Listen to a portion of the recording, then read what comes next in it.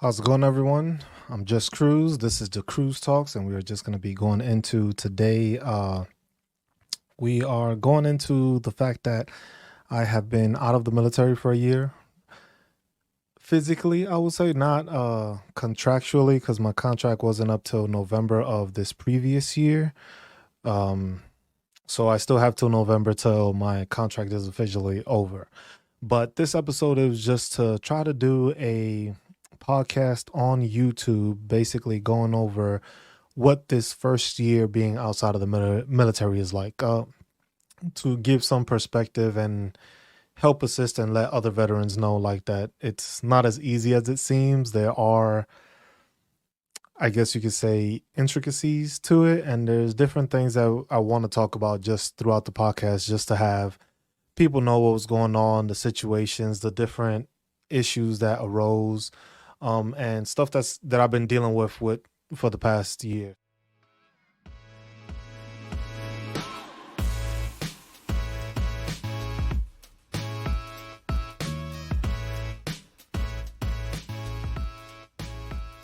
So, just a little quick summarization. I got back in August of this past year. I went to one of my great friends' weddings.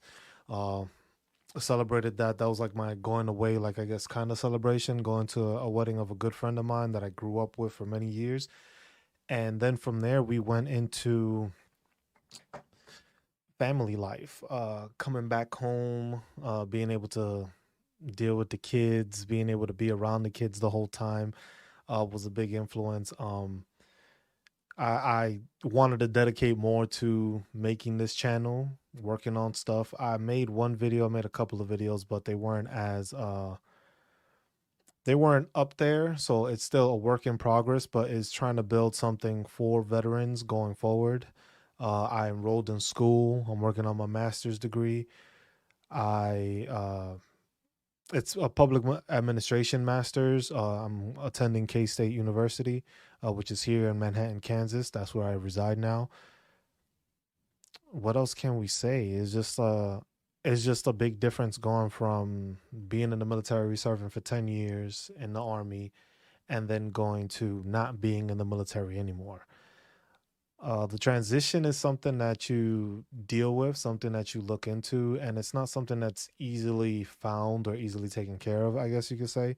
If you're active duty or dealing with active duty personnel, the best thing to do is the BDD program, which is the Benefits at Discharge program, which basically enables you to get your disability claims and your VA stuff started prior to you getting out.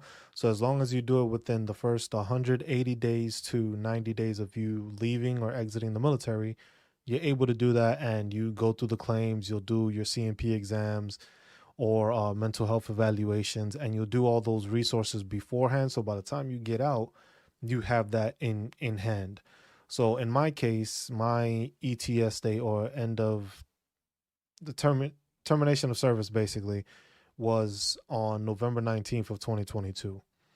I received my benefits or my information, I would say, I think it was like December 1st. So within maybe like 2 weeks of exiting the military, I already had my disability rating and everything like that situated. Oh, big announcement that I wanted to make today. I just received information basically stating that I am now 100% permanent and total disability rated. What that means for those that don't know is basically it opens up different benefits that benefit my family. In the case that if they want to go to schooling, they have the ability to go to school, and they would get a stipend for attending school. Comes with the benefit of me being able to discharge my school loans that I previously had before, while getting my bachelor's degree. Those things, there's a lot more factors to it depending on your state benefits. It varies, but that's one thing that I just got notified today. So basically, being a year out from actually being outside of the military, and it took me a year basically of dealing with the disability claim, which we'll get into that, and just filing. So I guess the first thing, it was just like just enjoying family life. It was something I didn't get to as much, and that was something that made me leave the military. It was one of the main reasons why I wanted to exit the military at 10 years and not do the full 20 years. I know a lot of people would have a lot of people question, a lot of people ask the question like why wouldn't you just do the final 10? And I think it goes into like the mental health thing of it, like the stress, the anxiety, the missing of your family, not being around your family. Those things have a large effect on it, and it varies depending on the people, because it depends on who the person is, how they want to go about it. It changes and it varies that way. So it's not something that you are it's a one shoe fits all kind of thing. Everyone has their own criteria for why they want to exit the military. Everyone has their own criteria for why they want to stay in the military. So it changes. For me, it was mostly I wanted to be with my family. I had spent a good amount of time in Germany. I spent 4 years there, stationed there, and I only got to spend 3 years out of those four. So the past 3 years, I was living away from family. I now have a 2 year old, um, which I get to actually see her grow up. I actually get to see her learn stuff. She picks up stuff. She wants to do building blocks. She wants to paint. I get to take my 7 year old to school. I get to pick her up from school. Those are things that I wasn't able to do. My situation was a bit different, but those situations sometimes don't vary in between service members. The job takes a lot out of you and it expects a lot out of you. So you end up giving up a lot and you lose out a lot of time, a lot of information, and a lot of firsts that your kids get to do, but you don't get to witness it and you don't get to see it. So I think that's a big factor, at least for me. It was just the fact that family time was not as existent as it was. I was separated for my situation, not the same for everyone, but being away from family sometimes takes its toll. With deployments is the same thing. You're not around your kids. You don't get to see your kids grow. You don't get to see your first. They have like music recitals. They have soccer practice. They have softball practice. They have basketball practice. You get all these things that your kids have, and the more kids you have, it's more influential that way.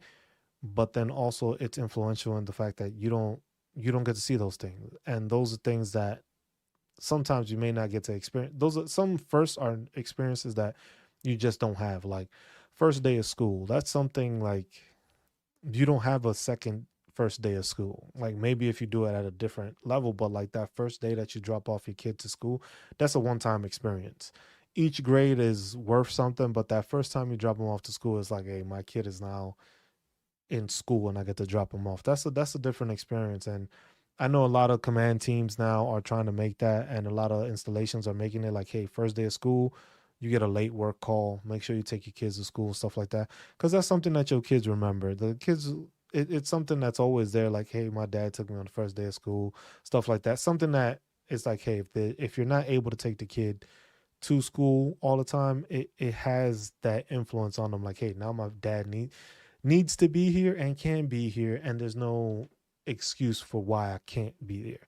So that's a great thing to do with that. So that was, I think, the one of the main things, just like coming into it, that happened. It was just like family time was a whole different situation.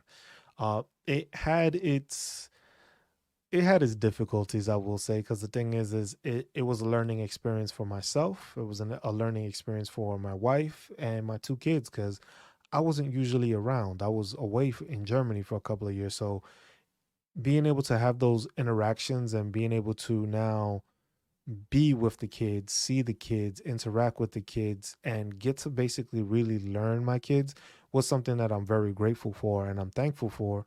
But that was most of the reason why I made the decision to leave, just to be able to enjoy seeing the 2 year old grow up and my 7 year old, because the 7 year old I missed a good amount of stuff.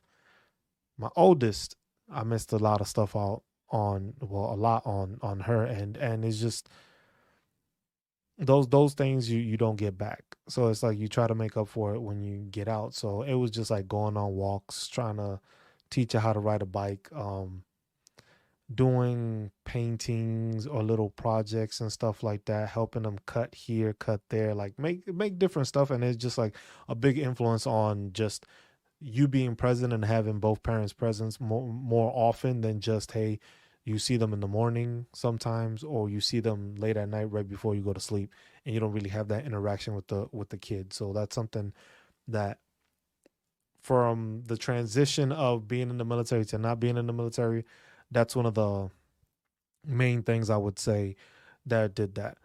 Now when it comes to the daily routine and the 10 years of being in the military, that I think is a different,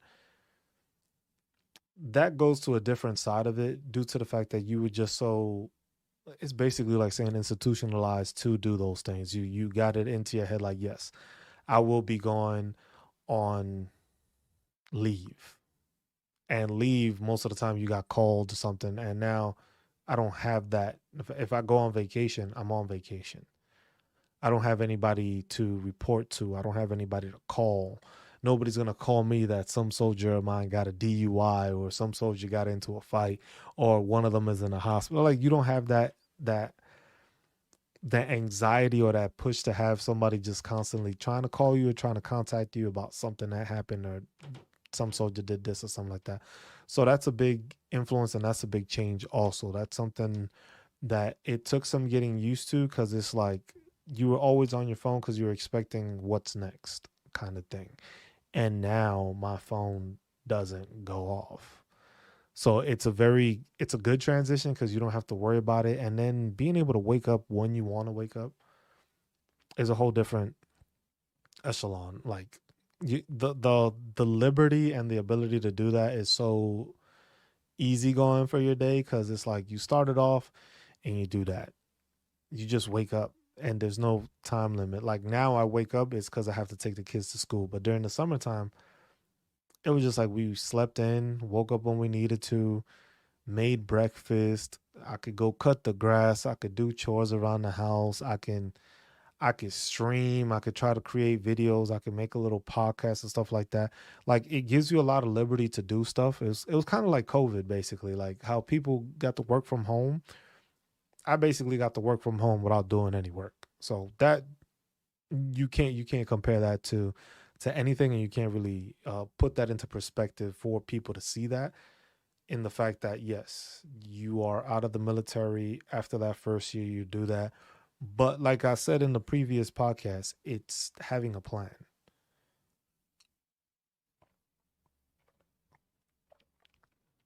So that's one of the biggest things. Like, from this year out, having a plan is the biggest thing. The BDD program does help a lot because of the fact that you have your disability payments on there. Keep in mind, you can also file for unemployment if you're getting out of the military. That's one thing you can file for. You can file for the VRE, which is the vocational. I can't remember the acronym exactly, but I'll get back to y'all on that. And then that allows you to get schooling or training in order to get a job. You have different organizations outside, like the American Legion, you have the BFW, you have different organizations that can help. So there's a bunch of resources once you get out the military that you can use within that first year to be able to take care of yourself. Problem being is that not a lot of veterans know that. But then every veteran isn't the same. All veterans deal with different things. So now, for me, a big thing was my mental health. I'm a big advocate for mental health. I always want people to go get seen, go talk to a therapist, go talk to a psychiatrist, go talk to somebody, somebody that you can confide in, or even just like the veteran crisis hotline. Dial 988, press 1. That's all you got to do if you need to talk to somebody. So that's something that you got to make sure you do, because that's one thing that I know I did fall into a bunch of the time, which made the transition a bit difficult within those first months, and I'm still dealing with it now. But it's just like you're so used to doing stuff, and then sometimes your mental health just knocks you out of that. And then dealing with migraines or other pain and stuff like that. It's a bunch of stuff that's combined that goes into it, but that was just a main factor. Just like mental health does a lot, because it's different when you're with your family all the time, and it's different when you're not with your family around all the time.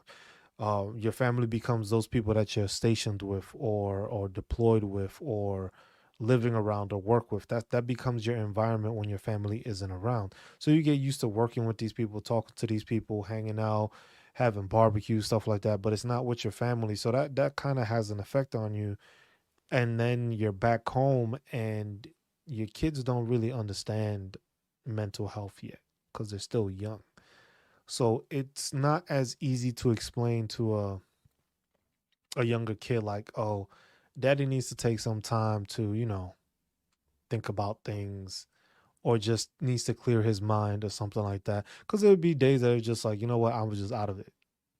And I'm not the only one. I know other veterans and just anybody in general deals with issues when it comes to mental health. So that's something I always advocate about, because it's something that does change and influence a lot around you. You deal with it a lot, you deal with it daily, and it does affect your productivity. It affects how you go forward, and it's something that you need to take care of, and you need to get seen for it. You need to talk to somebody about it, because it's very important to do so, and it's very,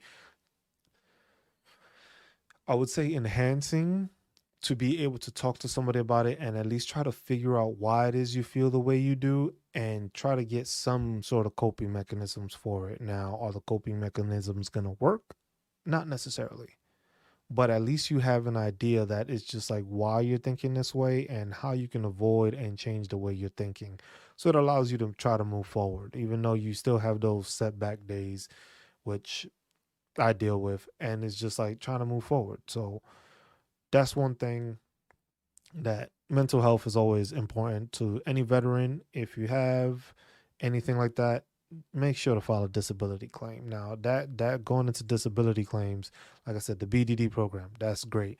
But dealing with the VA is different from that BDD program, because you can get your initial rating from there, and then from there you still have to try to get to that 100% to be permanent and total, and be able to give family benefits, which comes not only from the school stipend, which is chapter 35.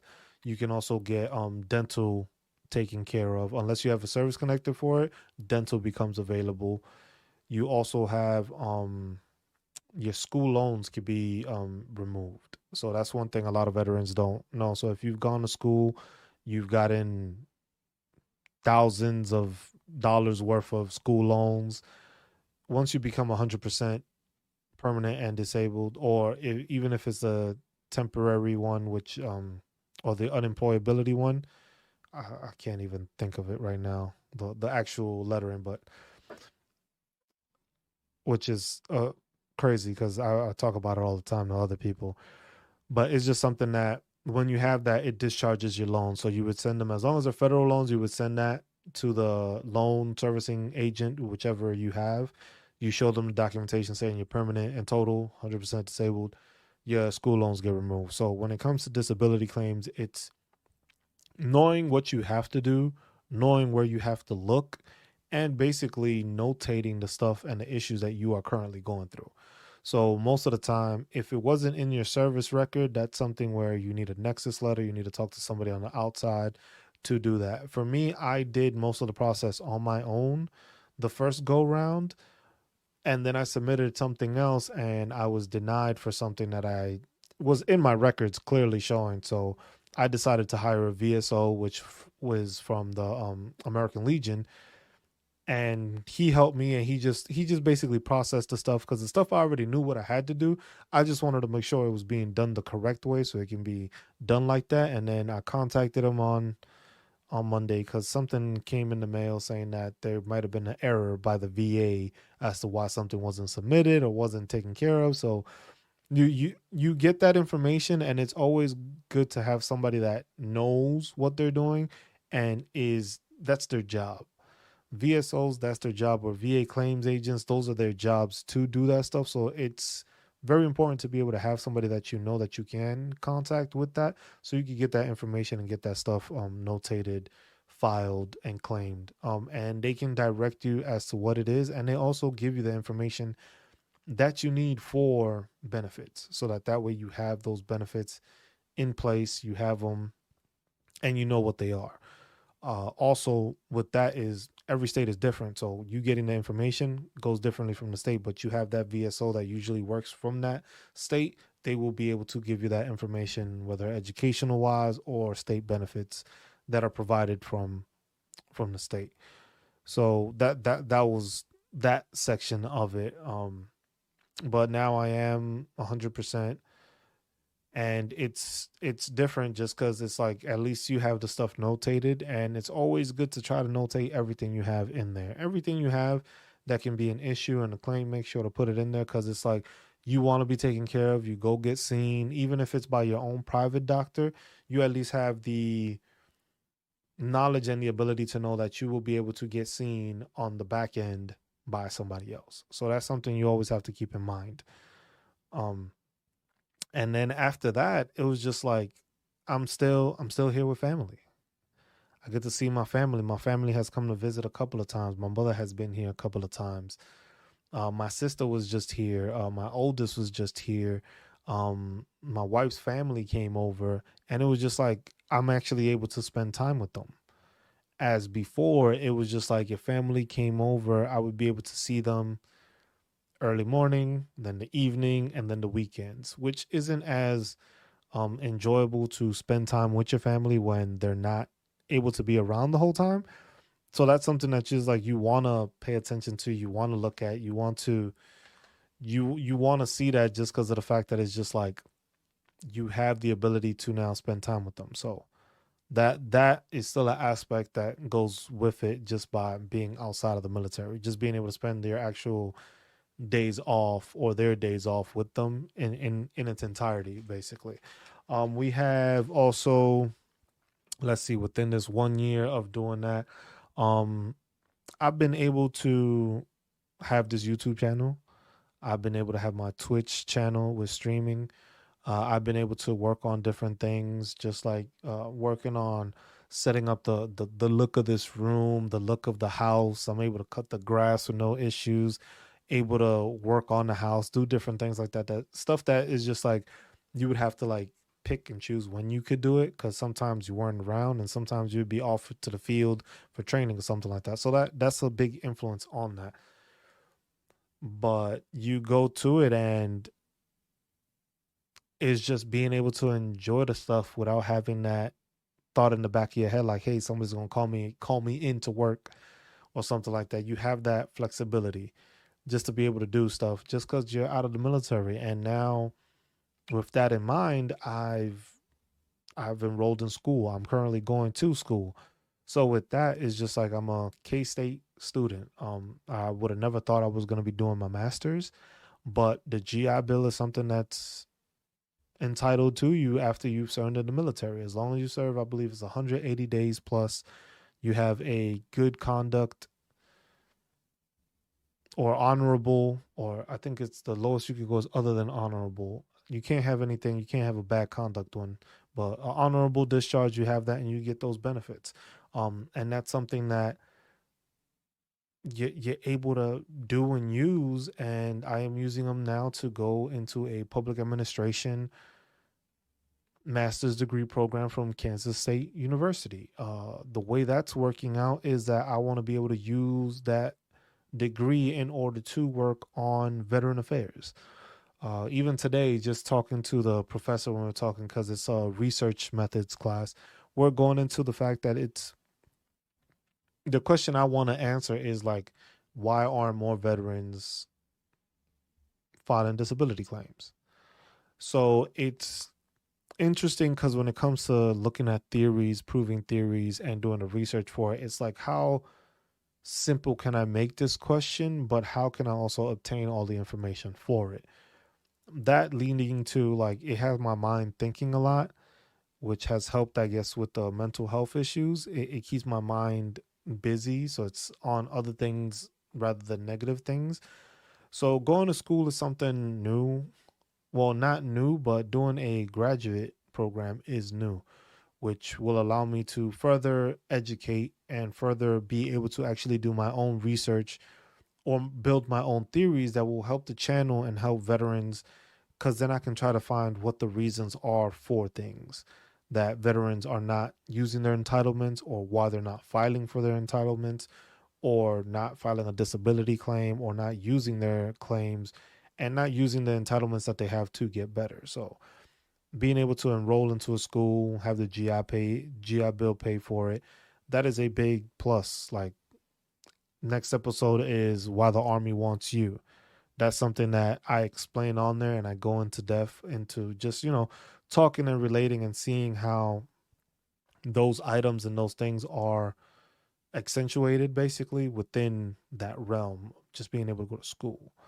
So I just want to be able to do that. At the end of the day, being a claims agent wouldn't be bad, or being a VA accredited agent would be something to look into, but it's a process of the VA actually accepting you to do it. So if I'm able to do that, that's something I would really like to do, because I think it would be influential, and I think it would be great to be able to be accredited in that, and then also have a master's degree in public administration, allowing me to enhance credentials and show the credentials to be able to actually help veterans out, and maybe hopefully work on policies to promote veteran affairs, veteran benefits, expand on them, because certain states have more than others. So it's more of a, hey, what can we do for veterans so that all veterans are aware, kind of stuff. The same way they did the Soldier for Life program. That was something that, like, Congress did. They did the PACT Act now. That's something that Congress did, but that was people below fighting for veterans to get those benefits. So it's something that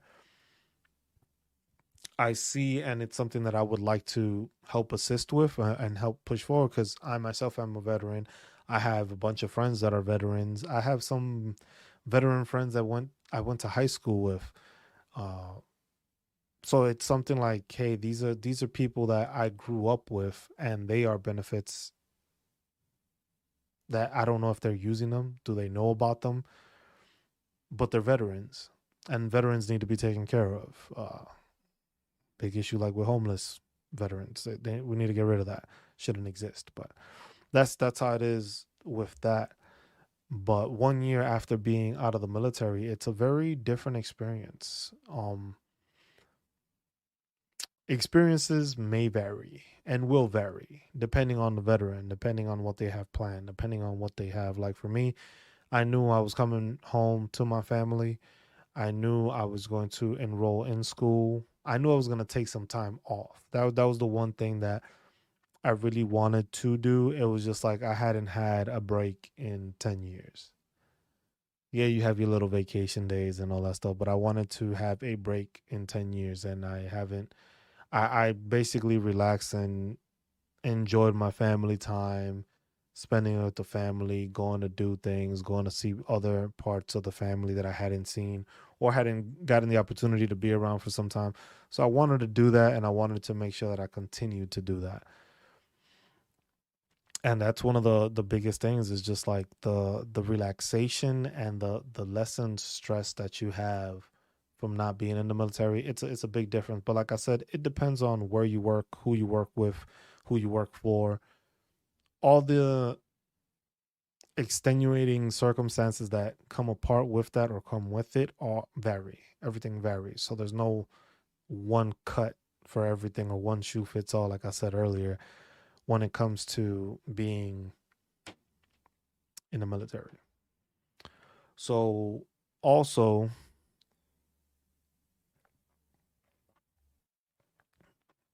one thing within the year is, like I said, I've been working on the YouTube channel. So I'm working on this, and I'm trying to create an environment, or I wouldn't say it would be like an organization, but it might end up as an organization for veterans. But it's just basically because I know I gained a lot of wisdom, and I have a lot of friends that gain wisdom off of a Facebook page that has a ton of information for veterans, that they have questions and stuff like that. So I want to create something like that, but I want it to be just a resource. I don't want it to be anything else of the sort. It's just a resource, a page that you can join. It'll be like a one-time fee that you pay just to join, but then you're in there for the rest of however you need the page. So it'll be a Discord page, and it'll have videos, it'll have tutorials, it'll have voice channels, it'll have all that information that you need in order to be able to up your rating or get the benefits you deserve, get the entitlements you deserve, and learn about the entitlements that you deserve and have being a veteran of the military. And that'll be for any branch designation. So each branch will have their own like section so that way if you have a specific question that was for your branch, you can ask the people from your branch the questions. So that way it's something that it's split, but it's also a more feasible and easy directive or directory for people to find the information. Because there's a lot of information out there that people just don't know, that people just don't understand. um Even just like the breakdown, I have a breakdown within it that I've created so far of just, excuse me, of just like each state's benefits. So you'll be able to click on whatever state you reside from, and from there it'll take you to that page and you'll be able to see where it is you're doing and stuff like that. So I've had the time to do that while being out of the military. So that's something that, like I said, it's something that I appreciate and I'm thankful for. Uh, I am a disabled veteran. I do receive compensation for that. But that's something that it's just like it's an entitlement. Something like, hey, I'm not 100%. I'm not the same person I was when I joined 10 years ago.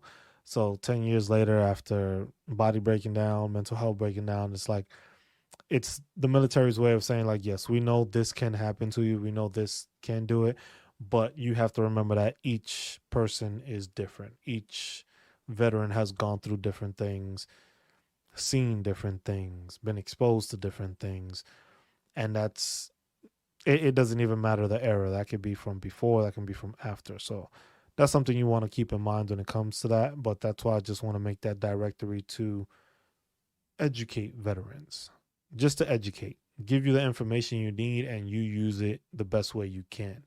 Because you, as a veteran, are your best advocate. You are the beneficiary. You are the one with the entitlements. I cannot do something for you that you don't want to do for yourself. So that's something it's just like, hey, I'll walk you to it, I'll show you, but after that, that's on you to do.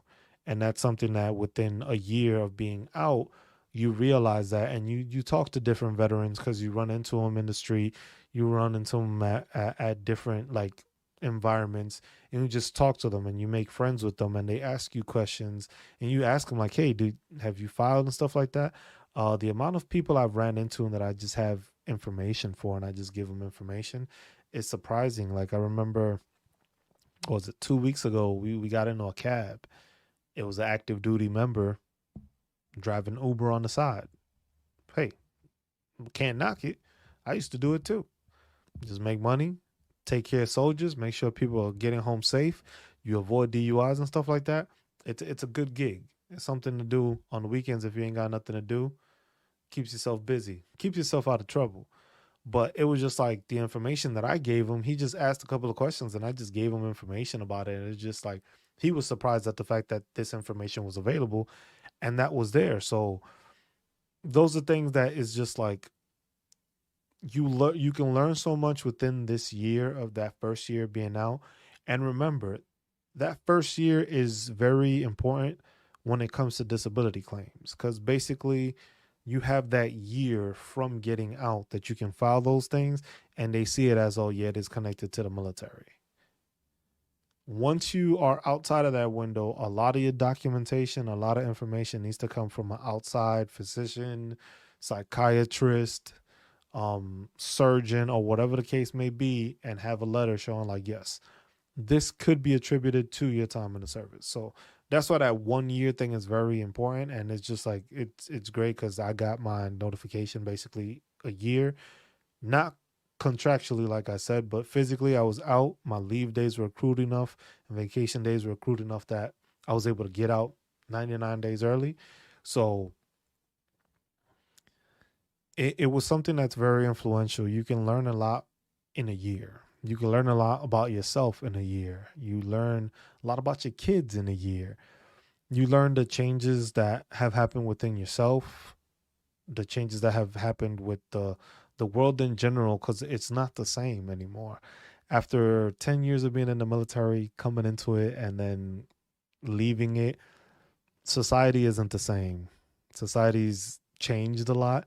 Uh, Society all over, like even structures, building structures, the store you grew up at that was there since like you were like 2 years old is no longer there. Uh, Inflation driving stuff crazy. COVID did a whole number on people. So it was just like within this last year, I got to realize it and I got to experience stuff that I hadn't in like 10 years. So that was very eye opening. And just even going to school is different because I don't have to worry about missing class because I can always attend class. I can always go pick up my daughter because I don't have to worry about being out in the field or not being around to do it. I get to watch my kid all day, get to take her to the park throughout the day, not just specifically on the weekends when I'm off. I'm off all the time now. So those are things that like within the year it's been a great journey. I expect things to get better. I expect this going to school thing to really enhance me thinking again outside of the box and allowing me to use the resources and the environment that I'm in to make veterans better, assist veterans better, teach them better, learn ways of researching that will allow me to provide information to veterans that they don't see or isn't readily available because I'm trying to find out how I can do something for them that will benefit them and they can learn from. So within this 1 year, we'll do this. We'll definitely do another anniversary stream basically so that way we can continue to show that within each year what the changes have been. So for this one, disability claims are taken care of, enrolled in school for the first year, which I have the little shorts I do on YouTube that it's every day I'm in class. I do a short for it, and we'll draw that out as far as we can, as long as we remember to do it, which shouldn't be an issue. We'll have the YouTube channel growing. We'll have Discord channel growing. We will have our merchandise growing. We have the background. We'll keep on growing with the little sound panels and stuff. So it's going to be a bunch of growth when it comes to it. And I just want to be able to do that through YouTube and have that growth shown over time on these podcasts. So we'll continue to do this. This will end this episode of Cruise Talks. I appreciate everyone that tuned in. I hope everyone continues to listen in. And if you have any questions, comments that you want to ask me or you want to get across, don't hesitate to leave it on the comments or in the comment section. Leave a like, subscribe, and we'll continue to get this information out to you. So I appreciate everybody for tuning in. I hope you have a great rest of your evening. Always make sure take care of each other, look out for each other, love each other, be each other, and be there for each other. And that's all I got. Appreciate y'all tuning in. Just Cruz, signing out. Peace.